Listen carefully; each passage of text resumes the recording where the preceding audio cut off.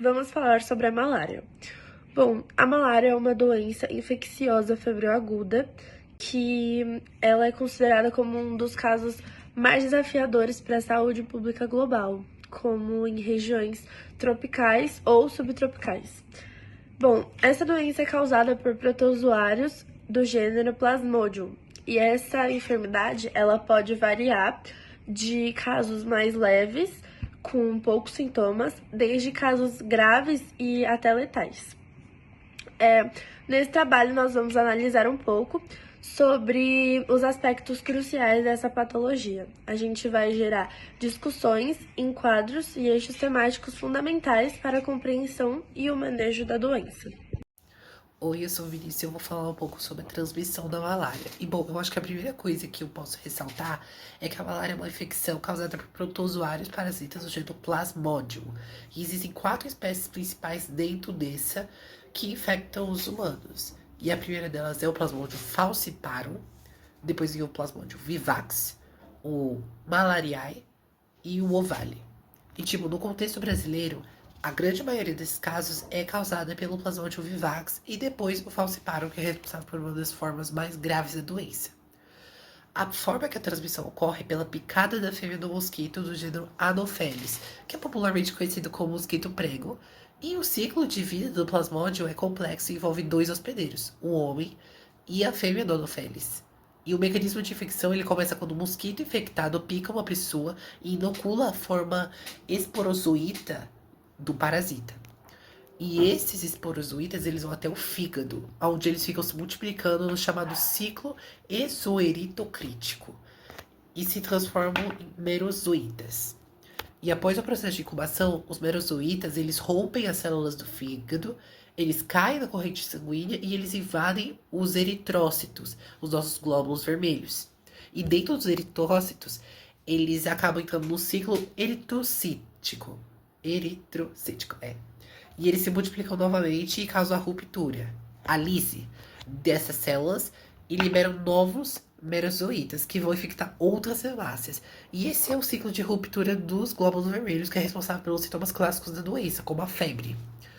E tipo, alguns desses parasitas lá dentro do sangue, eles se diferenciam em formas sexuadas.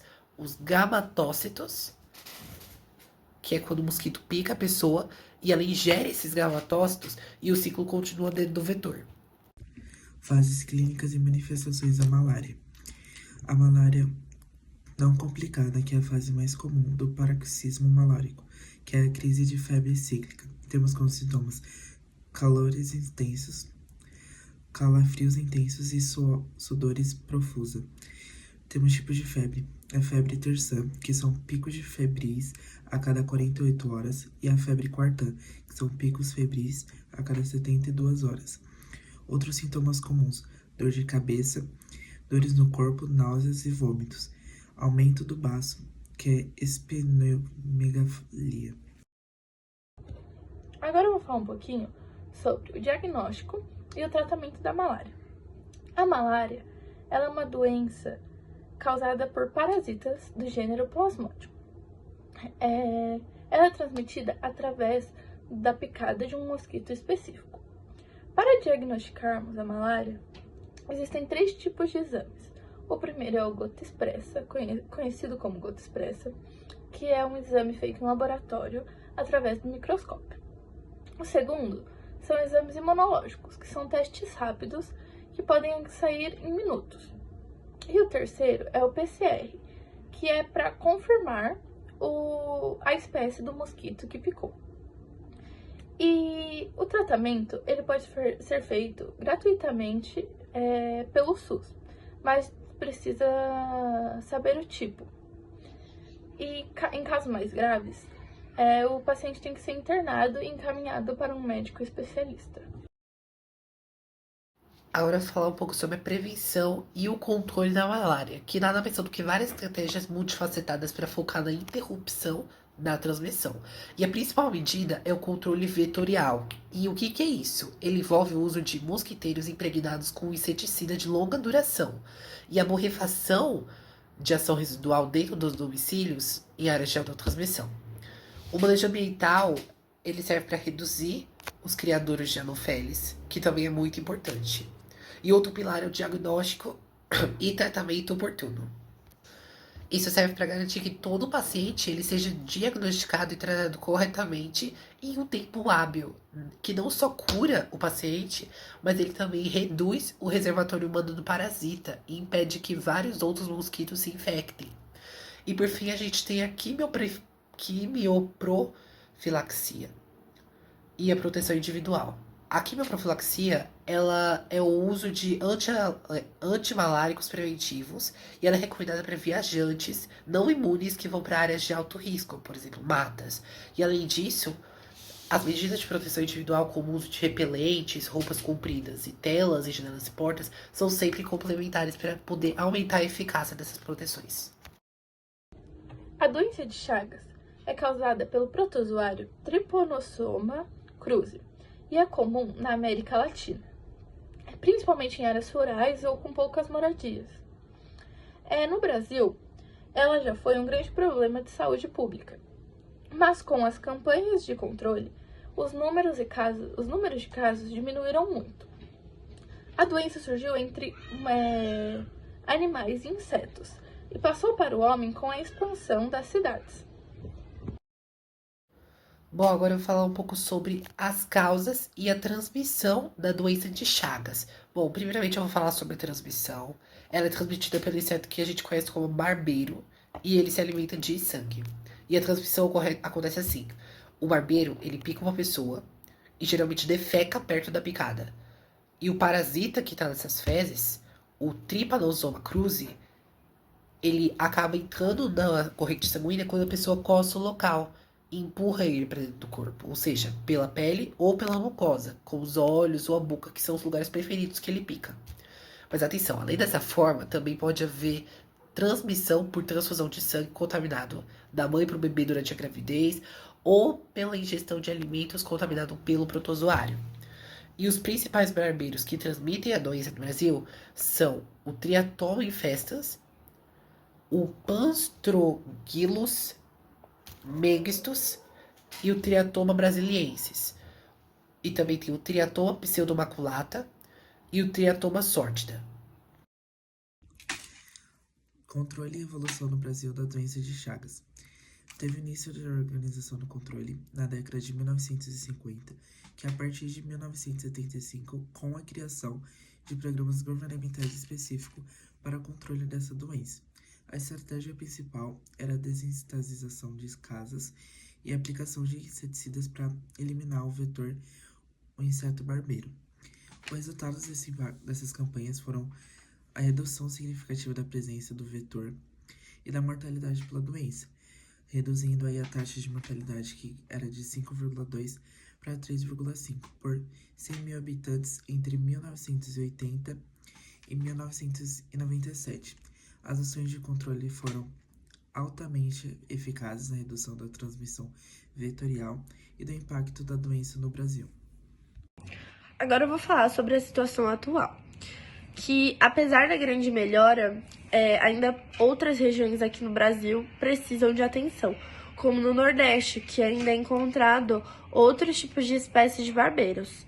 E, além disso, com a descentralização da Fundação Nacional de Saúde, o controle passou a ser responsável por estados e municípios, e que exige a organização da vigilância constante. Esse é o maior desafio, né? Porque eles precisam garantir que os barbeiros não entrem nas casas de novo e evitar que a doença se espalhe. Então, esse seria o maior desafio da vigilância. Agora eu vou falar um pouquinho sobre a esquistossomose, que também é conhecida como barriga d'água. Ela é causada por um verme e é incomum em lugares que faltam um saneamento básico. Chegou ao Brasil com os escravos africanos e hoje ela ainda é um problema aqui, principalmente nas regiões Norte e Nordeste. Existem cerca de 200 milhões de casos no mundo e 6 milhões são aqui no Brasil. O nome barriga d'água vem do inchaço do abdômen, que é causado pelo aumento do fígado e do baço. agora eu vou explicar sobre como a esquistossomose começou. Os estudos dessa doença começaram há muito tempo atrás. E aí, em 1852, o pesquisador Theodore Billahars, ele achou o verme causador dessa doença. E por isso que a doença é chamada também como bilharziose. Aí, em 1907, o Pirajá da Silva confirmou que esse verme existia aqui no Brasil e que ele que era responsável pelos casos dessa doença. Daí, mais tarde, depois de um tempo, os cientistas descobriram que o caramujo do gênero Biompalaria era quem ajudava esse verme a se desenvolver antes de chegar no ser humano. Sintomas e tratamento. No começo era comum as pessoas sentir coceira na pele, febre, dor de cabeça e enjoo. Depois apareciam sintomas como falta de apetite, inchaço na barriga e diarreia. Se a doença não era tratada, o baço crescia e a barriga ficam bem aumentada, o que é a forma mais grave da doença. O diagnóstico é feito através de exames de fezes e pode ser tratado com medicamentos como oxanicine ou praziquantel, que são distribuídos pelo SUS. Agora eu vou falar um pouco sobre como que uma pessoa se infecta com esquistossomose. Então, o ciclo dessa doença, ele começa quando os ovos do verme, eles saem das fezes de uma pessoa doente e acabam chegando na água, seja de rios, lagoas e etc. E lá na água, esses ovos, eles soltam uma larva chamada miracídio, que precisa encontrar um hospedeiro intermediário, que no caso é o caramujo. E dentro do caramujo, o verme, ele muda de forma e pode se transformar em cercária. E essa cercária, ela é liberada quando volta para a água. E é aí que acontece a infecção humana, quando alguém entra nessa água contaminada. As cercárias, elas penetram ativamente na pele dessa pessoa e vão parar no sangue.